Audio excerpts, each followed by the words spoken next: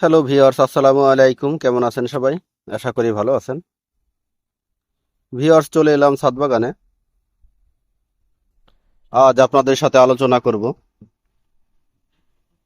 কখন গাছের পাতা কুঁকড়ে যায় এবং কেন গাছের পাতা কুঁকড়ে যায়, আর গাছের পাতা কুঁকড়ে গেলে কি ওষুধ দিবেন সেই বিষয়টি নিয়ে। ভিউয়ার্স, স্ক্রিনে যে গাছটি দেখতে পাচ্ছেন এটি হচ্ছে রক ম্যান্ডারিন। এগুলো আসলে বিদেশি জাত, বাংলাদেশের আবহাওয়াতে মানানসই একটি জাত।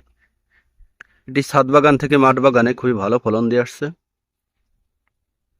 এই গাছটিকে আমি কয়েকদিন হলো রোপণ করে দিয়েছি, এরই মাঝে মাশাআল্লাহ বেশ ভালো গ্রোথ, খুব তাড়াতাড়ি বড় হচ্ছে মনে হয়। তো এই গাছটিকে আমি রোপণ করে দিয়েছি 18 লিটার একটি বালতিতে। এই দেখতে পাচ্ছেন এটি 18 লিটার একটি বালতি। তো বর্ষার সময় অবশ্যই ড্রেনেজ সিস্টেমটার কথা অবশ্যই মাথায় রাখবেন।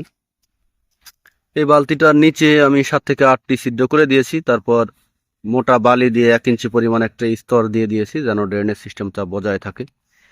আর মিডিয়া হিসেবে দিয়েছি, দেখতে পাচ্ছেন পচা গোবর। এগুলা সবই পচা গোবর, মোটা বালি, ধানের চিটা এবং মাটি। কোনো প্রকার কোনো রাসায়নিক সার ওষুধ দেয়নি। তো মাশাল্লাহ গাছটি কিন্তু খুব দ্রুত বাড়ছে। আমি যখন গাছটি কিনেছিলাম তখন গাছটি কিন্তু এতটুকু ছিল, এখন মাশাল্লাহ এর 4 গুণ হয়ে গিয়েছে মাত্র অল্প কয়েকদিনেই। তো কোনো প্রকার রাসায়নিক সার ওষুধ দেয়নি, তারপরেও গাছটিতে কিন্তু মাশাল্লাহ বেশ ভালো গ্রোথ। আর এটির মূল কারণ হচ্ছে আমি গাছের মাটিতে যে পচা গোবর দিয়েছি সেটা কিন্তু গাছ সরাসরি গ্রহণ করছে। তো আপনারা চাইলেও মিডিয়াতে পচা গোবর রাখতে পারেন, এটি প্রাকৃতিকভাবেই সারের চাহিদা পূরণ করবে, গাছের খাদ্যের চাহিদা পূরণ করবে।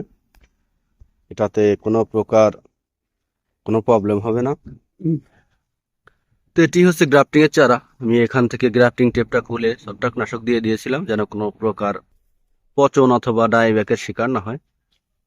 তো মূল কথা হচ্ছে গাছটিতে বেশ ভালো গ্রোথ আছে। এখন কিন্তু নতুন পাতা বের হয়েছে, এই দেখতে পাচ্ছেন, এই যে প্রত্যেকটা শাখা প্রশাখায় কিন্তু নতুন করে ডালপালা বের হতে শুরু করেছে। এই যে নতুন ডাল, কিন্তু খুবই নরম এবং খুবই রসালো। ঠিক এই সময়টাতেই গাছে মাকড়ের আক্রমণ হবে, যেটা হচ্ছে লাল মাকড়। আমরা অনেক সময় খালি চোখে দেখতে পারি না। এই লাল মাকড়ের আক্রমণেই কিন্তু গাছের পাতা কুঁকড়ে যায়।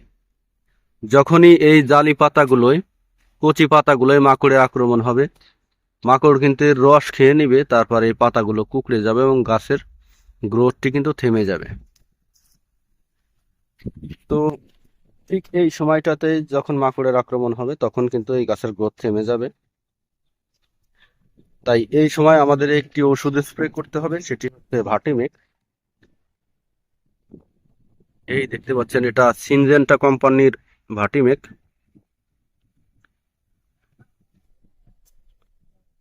Vertimec 018 EC.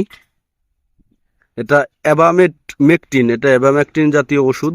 এই গ্রুপের অন্য অন্য ওষুধ আছে, সেগুলো আপনারা মাকড়নাশক হিসেবে দিতে পারেন, কিন্তু এই ওষুধটা অত্যন্ত কার্যকরী তাই আমি এটির কথাই বললাম।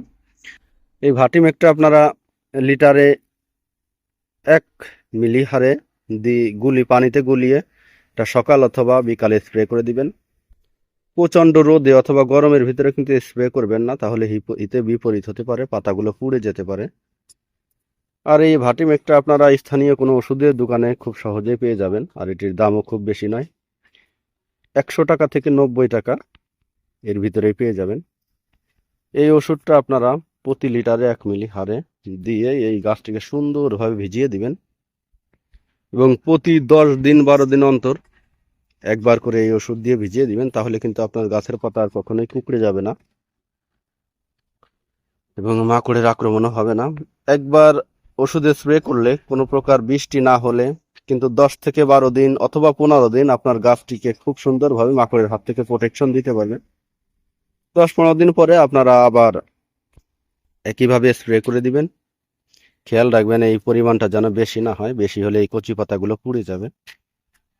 তো ভিউয়ার্স আজ এ পর্যন্তই। পরবর্তী ভিডিও পেতে অবশ্যই চ্যানেলটি সাবস্ক্রাইব করবেন। আর আপনারা চাইলেও আপনাদের গাছে এভাবে মাকড়নাশক প্রয়োগ করতে পারেন, তাহলে আপনাদের গাছও আশা করি কুকড়ে যাবে না।